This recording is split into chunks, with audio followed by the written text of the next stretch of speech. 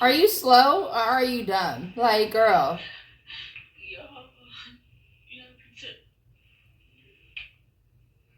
Okay, sit down for us. We'll get you moving here. If you get back here, we can put you back in custody. Hey everyone, welcome back. Oh shit, here we go again. Alright, so welcome to my channel if you are new, but alright, we like to do reactions, commentary, story times, makeup, a little bit of everything. We do some cooking over here, so it's a little bit of everything for everyone. If that's your vibe, go ahead and subscribe. What up, you guys? It is 2026 and I just cannot believe it. So I'm feeling super blessed. But yeah, let's get into it. I found this video, came across my timeline. Mother shot her son. I cannot even believe, understand, wrap my head around this whole situation. All right. Yeah, I just can't. This is just, I'm just like, what happened? You know what I mean? Like, what pushed her over the edge? Why did we get here? How did we get here? You know, like so many questions. And then it also makes me question what kind of relationship that they had. You know what I mean? Like, did they have a good relationship, or was it one of those toxic boy mom situations where she like wants the son to take care of her, like that's her man, which is so damn weird. But anyway, let's get into this video. Mother unalives her own son. I don't understand. Let's talk about it. Oh, shout out to Law and Crime for the video. Oh, this was 2024. Okay.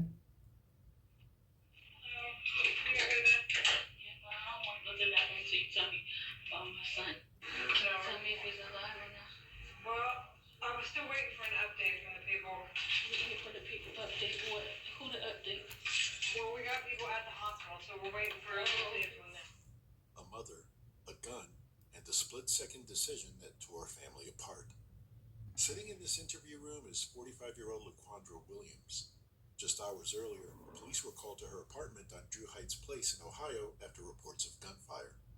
When they arrived, they found her son, 21-year-old Jahad Hughes, lying unresponsive. Detectives had two crucial questions. Who pulled the trigger, and why? Let's dive in. Hold the phone. Homeboy was 21 years old. His life was barely starting. 21? And your mom unalived you. Like, that is... I just can't. This is crazy.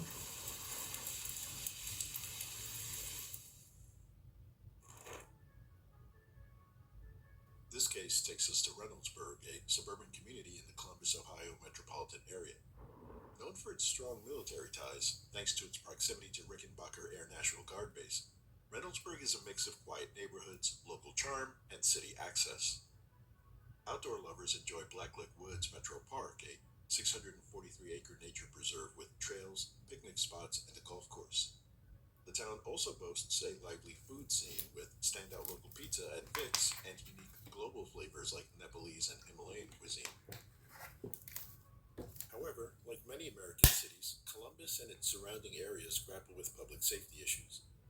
The city sees a higher rate of violent crime than most communities in the U.S. It was this environment and her own late-night work schedule that led Laquandra Williams, the focus of this case, to make a critical decision. She bought a firearm for personal protection. In fact, she bought two, one for herself and one for her adult son, Jahad. Concerned about the risks of keeping a gun inside the home, she chose instead to store hers in one of her two vehicles. A decision made for safety, one that would later carry devastating consequences. Laquandra was born in March 1979. She ran her own small business, Healing Hands and Hearts LLC, providing in-home healthcare services. She had contracts with the VA in New Lexington, nearly an hour's drive each way. To manage her demanding schedule, Laquandra relied heavily on her two vehicles, one more reliable than the other. These cars weren't just for convenience, they were essential to her livelihood. Without reliable transportation, her ability to visit patients, drive them to medical appointments, and provide for her family would be severely impacted. Okay. On June 24, 2002, Laquandra gave birth to her son, Jahad Hughes, in Youngstown, Ohio. Raised primarily by Laquandra, he spent part of his early life with both parents, though they never Eventually, Jihad's father moved on and started a new family. Loved ones described Jihad as quiet but confident, a man of few words, but when he spoke with conviction. He was active in his church and was passionate about gospel music. After graduating from Groveport Madison High School in 2021, he set his sights on building a better future. He enlisted in the military in 2022 and had returned home on leave by early 2024. Yet, despite his progress, tension had been brewing at home. In the months leading up to February 2024, the relationship between Jihad and his mother had become strained. What used to be routine disagreements were becoming more frequent, slowly adding pressure to an already fragile household. And then, one of those disagreements spiraled into something far more tragic.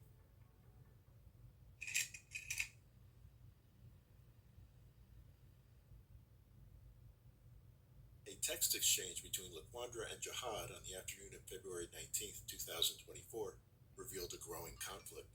Jihad had borrowed one of her cars, and Laquandra was upset that it hadn't been returned. When she noticed it was still missing from the driveway, she texted him, demanding to know where it was and why it hadn't been brought back. Okay, why didn't you bring it back? Jihad replied that he had left it at work and brushed off the conversation, telling her he wasn't going to deal with it at that moment. Later that day, Laquandra returned home to find that the car was still missing, yet Jihad was there.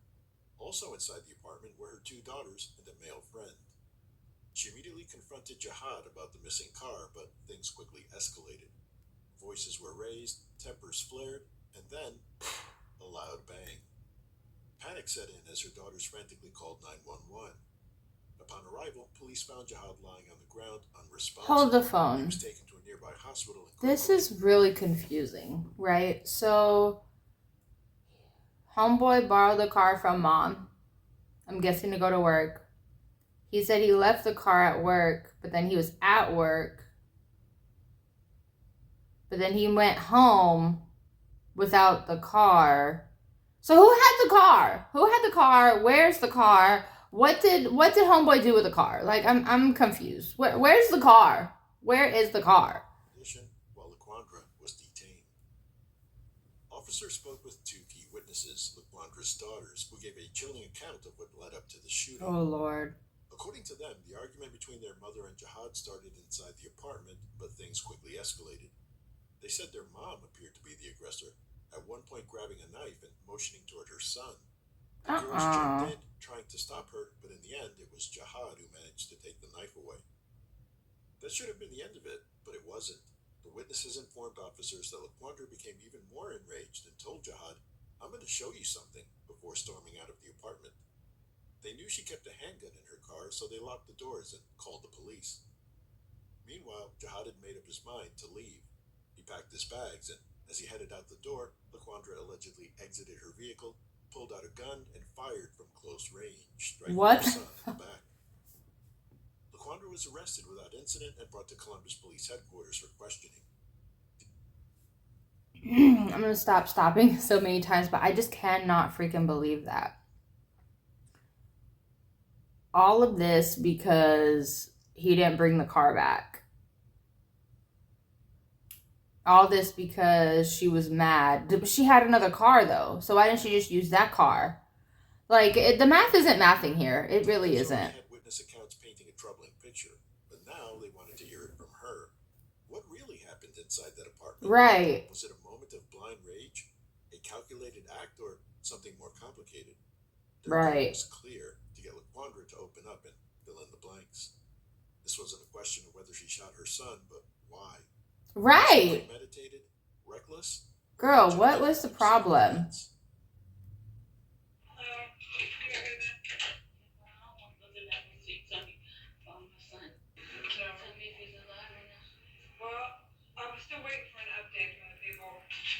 Bitch, you shot your son. You don't give a fuck if he's alive or not. You only care if he's alive or not so you don't get in trouble for murder or manslaughter or something. Or 1st degree or 2nd degree murder. Like, I can't. This bitch is trash. Who to update? Well, we got people at the hospital, so we're waiting for an update from them.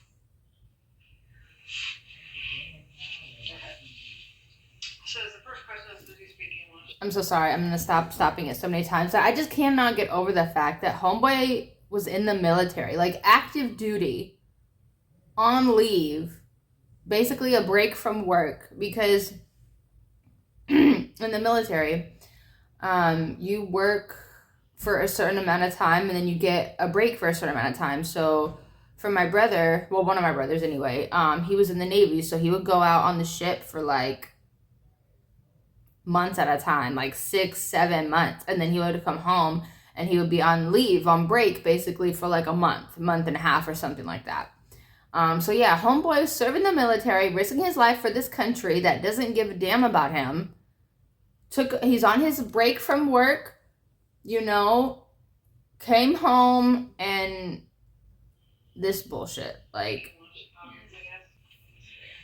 What's the highest grade you completed? I have a GED.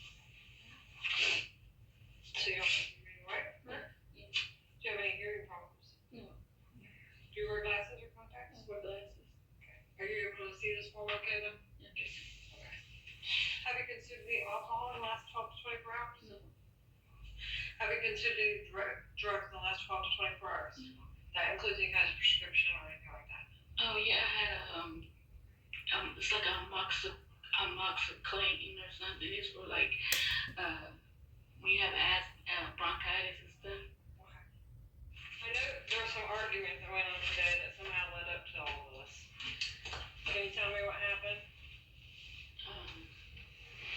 So I was leaving I came home early in between my two clients, and Jai used my car, and I asked him where he took my car at, because he took my car to like the shop and left it there. And I said, well, how long did you leave it there, and what did they do? My car's not riding away. I just got my car fixed. So he wouldn't answer me. So I walked back to the room, and I went back into the living room where he was at, and he got up to like grab his stuff. And I said, I'm talking to you, answer me. And so I threw a glass, but it went over to his head like a candle. But it went over his head, it didn't touch him. And then he grabbed me up and threw me in the living room. So you threw a candle at his head because he wouldn't tell you where one of your cars is, even though you have two cars. It's terrible. Something we never, ever, ever done. And we have had arguments, but he never, ever put his hands on me, ever. And I was trying to get him off of me. I was getting a knife because I know, like, he's stronger than I am, way stronger than I know. And I didn't talk like I shouldn't. A lot. It was a tussle in the kitchen. I went outside because he carried one of my other guns.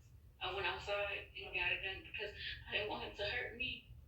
But yeah, I'm taking responsibility. That's my child. I don't want that to happen to any of my kids. Well, how do things go down outside? He started walking up to me. I didn't know if he had a gun on him or not. You know, like, that's the gun that I gave to him.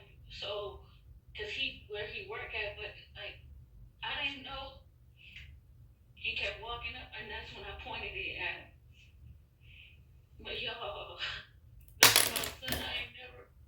Your own son. I bought the gun in New Lexington. I bought two of them in New Lexington because Accidents happen. I think she got the guns in Kentucky. I'm not sure. Sorry about the commercial. Try to speed through it. But I can't stand people like this.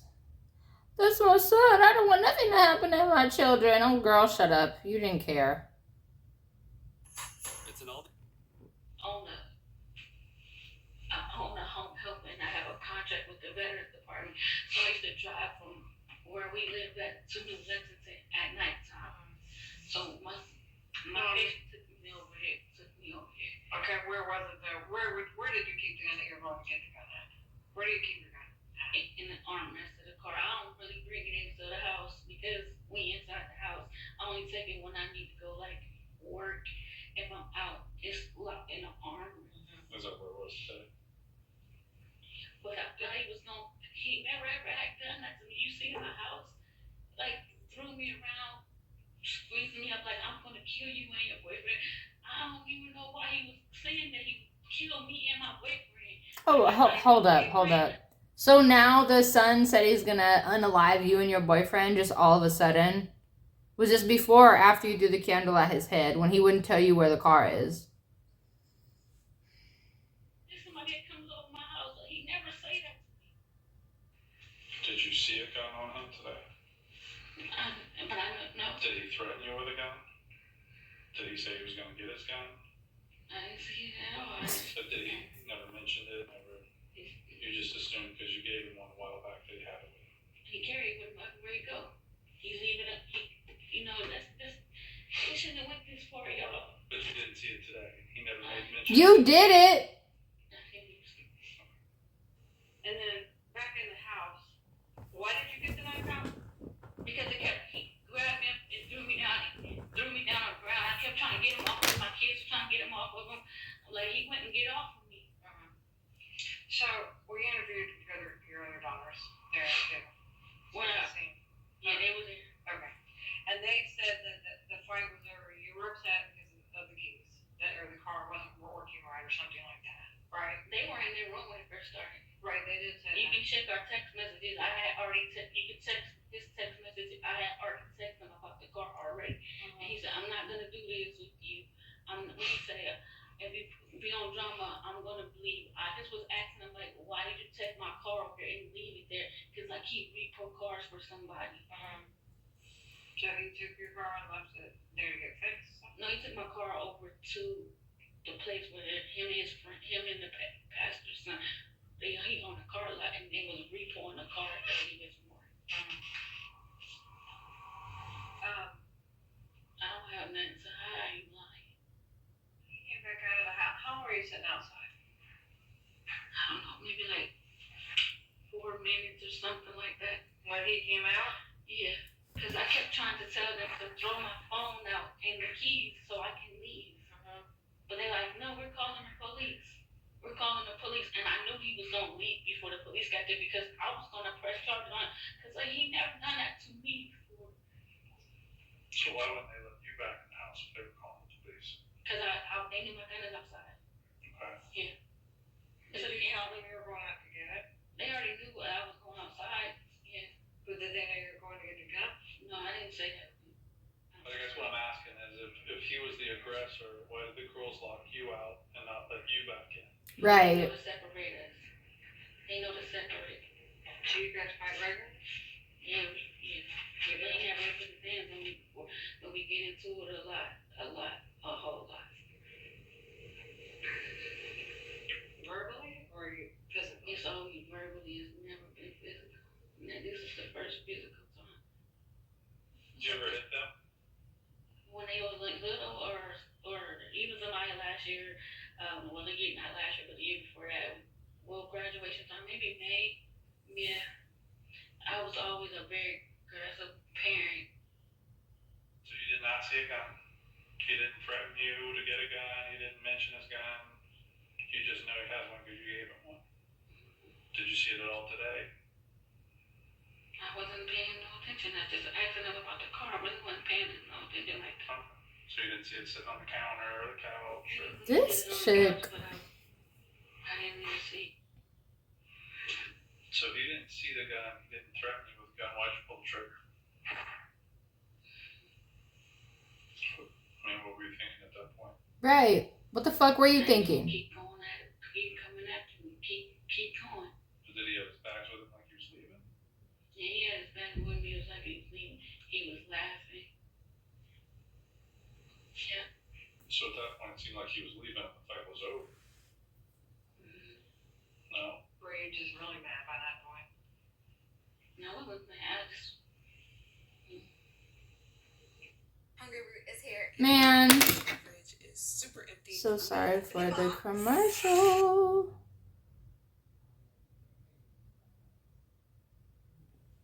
How could you gave him one? Did you see it at all today? Oh, dang I it. wasn't paying no attention. I just asking them about the car. I really wasn't paying no attention like that. So you didn't see it sitting on the counter or the couch or... We sitting on the couch. Sorry, I tried to speed it and I went backwards. So he didn't see the gun, he didn't threaten you with a gun, why'd you pull the trigger? Right. I mean, what were you thinking at that point? I was gonna keep going at it. Keep coming after me. Keep going. Did he have his he was leaving, he was laughing. Yeah. So at that point, it seemed like he was leaving and the fight was over.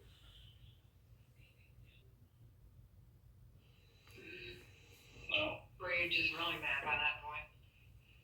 No, I was mad. I just, Hungry Root is here, and I needed it because Dang my it. fridge is Sorry, super guys. empty. I'm gonna open the box. I thought he had this. I got him. He always covered on me. Like, I don't know what transpired to be between him saying, I'm going to kill you and your boyfriend to make it bigger than it. Like, What did he say to you after you shot him? he said, oh my, you shot me. And I said, oh my God, Jihad. By this point in the interrogation, detectives had gathered enough information to form a clear suspicion about what led to the shooting. They decided it was time to deliver the news about Jihad's condition. Laquandra's response revealed a woman overwhelmed by years of built-up stress, emotion, and unspoken struggles, a lifetime of silent suffering and unheard cries. Well, I will tell you, unfortunately, your son did not make it. Oh, Yep. And I'm so sorry. what? You did it. They worked on him for at least close to an hour. That he didn't survive his injuries. Take me. You can take me. I don't deserve it. Like, he didn't either. Yo. Well, I think you need to do his name justice, and I know that that's not true that he was attacking you. Yes, he did. Yes, he did. But it's okay. It's okay. No, It's I want you okay. to tell the truth. I only want the truth. I don't want you to say something just because it's not true, but I don't have to lie. I don't have to lie. I don't have to lie. I'm not gonna say nothing that's not true. Like, I have to live with this. Yeah, you do. But I think you're angry now. I think you're angry because we all get angry at times. I mean, it's like we both have kids. Both We know how kids that live in frustrating our it is to try to get through. But I think unfortunately that you probably were angry and the pressure probably got to you. Y'all, I'm so sorry. Your 18-year-old said to tell you that she loves you. Sorry, y'all. Tell him I'm sorry. I was so angry because he don't listen to nothing I say. Like, you know what I'm saying? Like, I be working hard, working hard, and he work at a car lot. He worked at a car lot, and I said to Jihad yesterday, I said, Jihad, if I was to die today, you wouldn't even get the inheritance that you're supposed to get because I put money with the neighbor. You wouldn't even get it because you're not even doing what you're supposed to do. You know, everybody else, like, I was just so angry with him, but like, y'all didn't need to do Hold the that. phone. Homie was in the military on leave. What do you mean he didn't do that? See, there's more to this story. Yeah. This mom got some issues. I'm serious. And like my whole, I was gonna be buying a house. No, you're not. You're doing a business. You're trying to raise kids. By myself. Like, I've been doing this since I came here from Youngstown in 2012. And I have no support, y'all. Girl, you didn't have to continue to have kids with no support. That was your choice. You made that decision. Girl, I can't feel bad or sorry for people like this because they knowingly and willingly put themselves in situations like this. You continue to have children when you didn't have a support system or any help or anything. That's on you. Your body, your choice. You decided to do this. You put yourself in this situation. It's nobody's fault but your own. No, you're not. You're sorry you got caught. That's what you're sorry about. I know the pressures, and I feel like that's what happened to me. I feel like you just snapped because you just got so angry. And everything, like, no, y'all.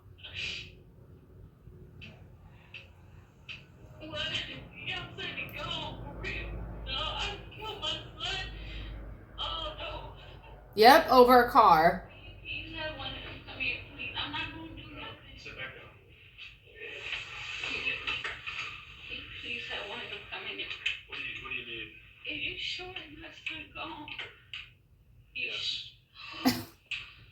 Are you slow or are you dumb? Like, girl.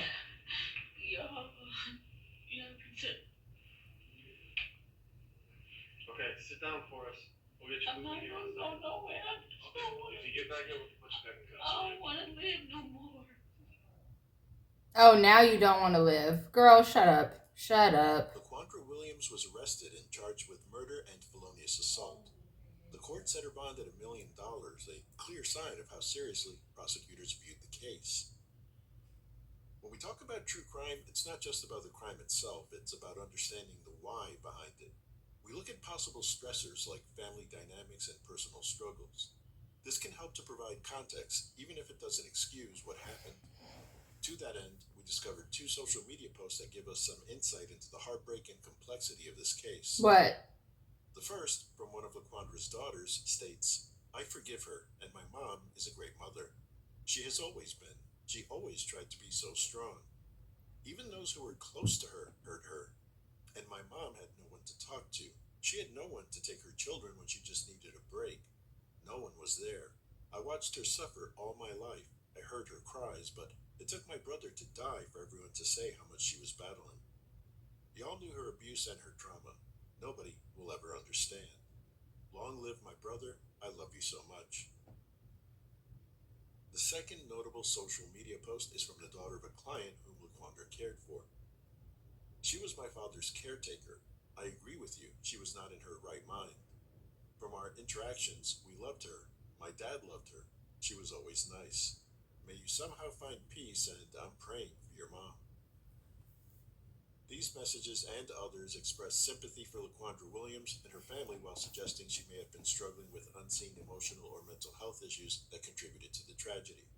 Other possible factors include Jihad's growing independence, which may have strained his relationship with his mother, who was used to being the head of the household.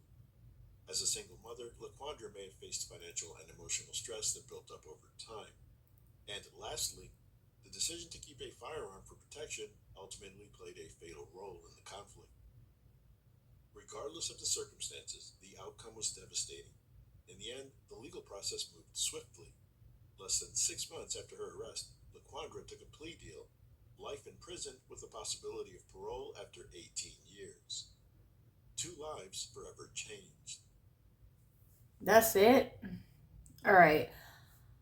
My opinion, homegirl is mad that she was caught in the situation. The fact that your son was walking away from you and you shot him in the back shows how messed up in reality she was.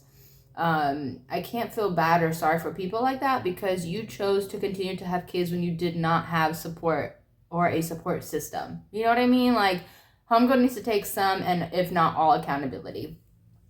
And I don't low-key believe her when she said her son like lunged at her or attacked her or said that he would unalive her and her boyfriend, because she didn't lead with that. You know what I mean? Like, if someone does something crazy like that, you lead with, "Oh, when they came home, they were angry, they were doing this, blah, blah, blah, blah. He said all of this and it really triggered me." It wouldn't be, "Oh, I was asking him about my car and he did this and then which led me to do this." Like, that, the math just isn't mathing. You know what I mean? Like, and yeah, 18 years to life, they should have just gave her 20, in my opinion. Homeboy was active in the military, active duty. Like, that's not okay. And homeboy was on leave from the military. Like, that is, oh my gosh, makes my blood boil. But anyway, I have to go for now. Let me know what you guys think. Sound up in the comments. Did you guys hear about the story? Are you familiar with it? But I have to go for now. I love you guys so much. If you don't mind, please like, comment, subscribe, hit the bell notification so you know when I post it up to date. Mwah. Bye, guys.